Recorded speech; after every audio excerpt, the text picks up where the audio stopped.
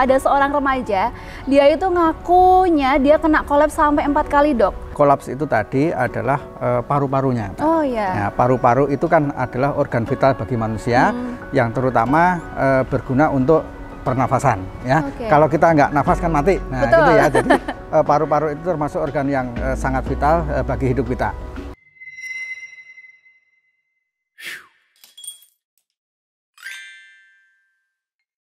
Assalamualaikum warahmatullahi wabarakatuh. Halo sahabat sehat, apa kabarnya? Kali ini ketemu lagi sama kita di Bincang Sehat yang pasti kalian tungguin nih dari kemarin-kemarin. Hari ini kita mau bahas hal apa sih yang viral saat ini nih. Dan juga aku ditemani sama dokter kita tercinta. Halo Dokter Dana. Halo Mbak Nanda, halo sahabat sehat Agarilus semuanya, tetap sehat ya. Semoga sehat-sehat semua ya Dok ya, sahabat betul. kita semuanya kali ini. Nah Dokter, hari ini tuh aku mau bahas hal yang viral, Dok. Nah, dokter tahu nggak sih ternyata ada seorang remaja, dia itu ngakunya dia kena kolaps sampai 4 kali, Dok. Di usia 13 tahun karena dia itu mengonsumsi rokok elektrik. Itu kira-kira kenapa ya, Dok? Sampai dia itu divonis kena penyakit pneumotoraks. Apakah penyakit ini hanya disebabkan karena rokok aja atau mungkin ada faktor yang lain, Dok? Bisa dijelaskan ke sahabat saya? Nah, jadi sebelum kita bahas itu kita harus tahu dulu ya organ tadi yang terkena kolaps itu tadi ya. Oh, iya, betul. Nah, yang kolaps itu tadi adalah paru-parunya. Oh iya. Nah, paru-paru itu kan adalah organ vital bagi manusia yang terutama berguna untuk pernafasan ya. Kalau kita nggak nafas kan mati. Nah, betul. gitu ya. Jadi paru-paru itu termasuk organ yang sangat vital bagi hidup kita. Paru-paru di dalam tubuh kita itu kan letaknya di rongga dada ya. Dia pada waktu bernapas mengembang, mengempis, mengembang, mengempis. Nah, untuk mengembang mengempisnya itu ya kan paru-paru harus berfungsi dengan baik, pertukaran udaranya. Nah, itu ditunjang salah satunya adalah ada namanya pleura. Ya, pleura itu berupa selaput membran, Mbak. Ya, selaput membran yang membungkus paru-paru biar tidak bergesekan dengan dinding dada kita. Nah, jadi seperti itu. Nah, kemudian apa yang disebut dengan pneumotoraks? Pneumotoraks itu kalau ada udara terjebak di rongga pleura. Ya, seharusnya pada waktu keadaan normal, ya kan, pleura itu tidak ada udaranya. Ya. Nah, kemudian dari mana udara itu berasal?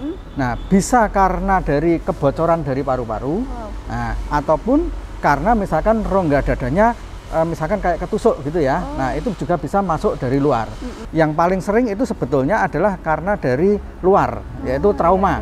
Ya, misalnya ketusuk ya, atau kecelakaan lalu lintas kebentur. Nah, segitu sehingga udara dari luar bisa masuk ke rongga pleura. Kemudian selain karena trauma tadi, itu bisa juga karena kolapsnya paru-paru ya. Jadi pertukaran udara di paru-paru ya kan karena paru-parunya kolaps sehingga masuk udaranya ke rongga pleura. Kenapa kok vape bisa menimbulkan kerusakan pada paru-paru? Nah, ini juga kita harus tahu ya kan kandungan dari vape itu tadi ya. Karena gini, sekarang ini kan banyak juga ya kan anak muda kan nge-vape. Karena apa? Termakan propaganda ya kan, informasi ya kan, disinformasi yang salah bahwa vape itu lebih aman daripada merokok yang biasa. Betul, nah, seperti itu ya. Nah, makanya kasus anak muda yang pakai vape itu kan jadi banyak. Selain itu kan juga vape itu kan device-nya kan macam-macam ya. Ada untuk tren kayak HP itu ya, wah casingnya bagus-bagus, warna-warni ya kan. Nah, itu juga jadi daya tarik tersendiri. Nah, ini yang menjadikan kalangan anak muda tertarik untuk mengkonsumsinya. Nah, tetapi ya kan ada bahaya yang mengintai apabila mengkonsumsi vape ini. Nah, yang ini yang utamanya itu adalah namanya liquidnya ya, karena vape itu kan bahannya dari cairan. Ya, cairannya atau liquidnya itu nanti dimasukkan ke device-nya ya, kemudian nanti dihisap, nah sampai menimbulkan ngebul. Nah, ya anak-anak muda sekarang nyebutnya cloud. Kenapa ini berbahaya ya kan? Karena di kandungan di liquidnya ini terdiri dari campuran berbagai macam zat ya. Nah, yang paling sering adalah yang pertama jelas nikotin ya. Nah, jadi nikotin itu bukan cuma dari tembakau ya kan, yang rokok yang dihisap biasa, tetapi ya kan di vape itu juga ada kandungan nikotinnya yang biasanya kan nikotin sintetis ya. yang mana efeknya itu juga hampir sama juga dengan tembakau yang konvensional atau rokok konvensional. Selain nikotin, tentunya juga di vape itu yang bisa menimbulkan cloud itu tadi ya, itu ada pelarutnya kan. Nah, pelarutnya biasanya dari propilen glikol. Bisa menimbulkan asap yang banyak. Nah, dia kalau konsumsinya tentunya selain asapnya tadi masuk ke paru-paru, bisa juga mengganggu ke mata, bikin iritasi kan cloudnya, Mbak. Ya, kemudian juga di kulit. Nah, itu kan juga menjadi prooksidan ya. Jadi mengganggu kesehatan kulit. Nah, tapi terutama kalau dihirup dalam jangka waktu yang panjang, tentunya mengganggu fungsi paru-paru kita. Selain itu, tentunya juga ditambahkan zat perasa tadi, ya, yang mana kebanyakan adalah sintetis. Apabila dikonsumsi dalam jangka waktu yang lama, tentunya bisa menimbulkan misalkan mutasi genetik, ya. Nah, itu di sel paru-paru. Nah, semakin lama tentunya ada iritasi, ada reaksi peradangan yang lama, ya. Nah, maka nanti paling sering juga kan vape menyebabkan yang disebut popcorn lung. Kenapa kok disebut popcorn lung? Nah, popcorn itu kan putih-putih itu ya, kayak jagung itu ya. Nah, kalau di foto rongsen paru-parunya itu timbul bercak-bercak, gambaran bercak-bercak putih seperti popcorn atau jagung, sehingga disebut dengan popcorn lung. Itu karena ada namanya saluran di paru-paru bagian ujung namanya bronkiolus itu terganggu. Nah, apabila itu salurannya terganggu, ya kan, kemudian paru-paru kan susah mengembang, sehingga akan jadi kolaps. Nah, itulah tadi yang disebut dengan kolaps, salah satunya juga karena paru-parunya bocor ke rongga pleura sehingga menekan paru-paru. Nah, jadi efeknya collateral damage ya. Jadi kerusakannya itu bertubi-tubi. Kompleks sekali. Kompleks, betul. Nah, jadi ini yang harus diperhatikan, terutama pada anak-anak muda. Jangan cuma masalah tren, ya kan? Jangan cuma masalah gaya hidup. Ingat, hati-hati masalah kesehatan juga. Betul.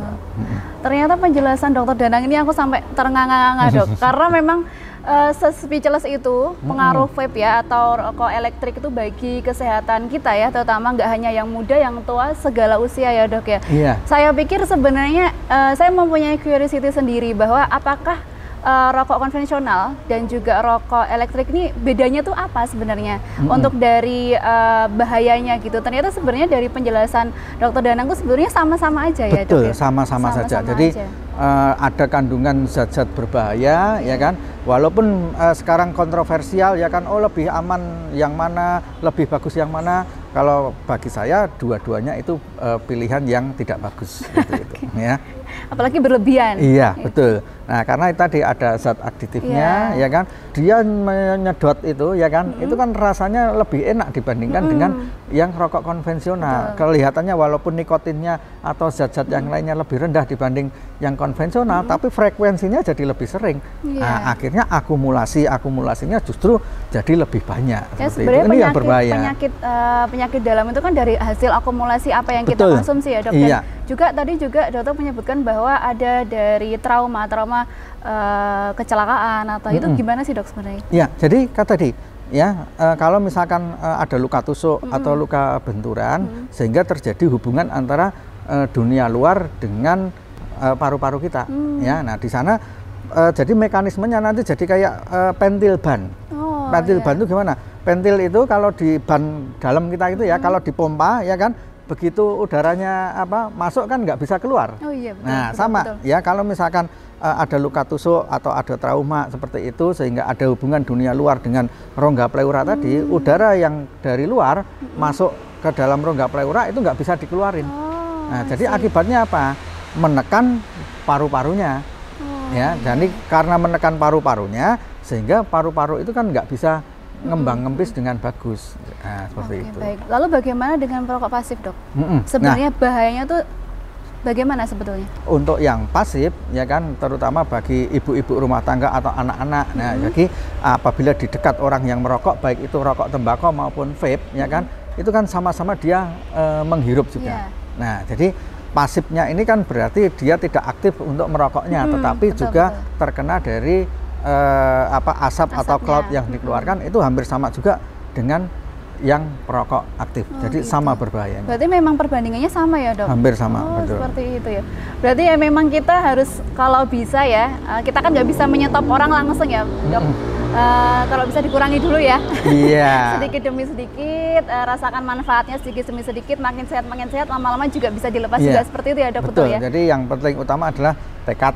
Betul, ya, niat. Nah, ini yang paling penting, itu yang susah karena tadi aditif, nikotin itu sifatnya aditif. Jadi kalau nggak langsung diputus seketika bisa sakau ya, seperti halnya narkoba ya. Jadi memang perlu pelan-pelan, perlu substitusi. Nah, mungkin dialihkan dengan kegiatan-kegiatan yang lebih bermanfaat ya, seperti olahraga ataupun aktivitas yang lainnya. Dialihkan konsentrasinya ya dok ya? Betul, sambil juga tadi mindsetnya ya, kalau nggak ngerokok ataupun nggak beli vape bisa hemat Mbak. Betul. Nah, betul, untuk jajan yang lain saja.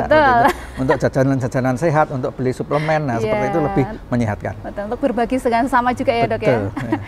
Oke, penjelasan dari Dokter Danang ini benar-benar bisa mengedukasi kita ya. Semoga teman-teman di luar sana yang sudah penjelasan Dokter Danang hari ini tentang bahaya dari rokok elektrik, kalian bisa lebih menyadari bahwa pentingnya kesehatan di usia dini hingga tua ya dok, betul ya. Terima kasih teman-teman Bincang Sehat, sahabat sehat kita tercinta. Terima kasih Dokter Danang, dokter kesayangan kita semua ya.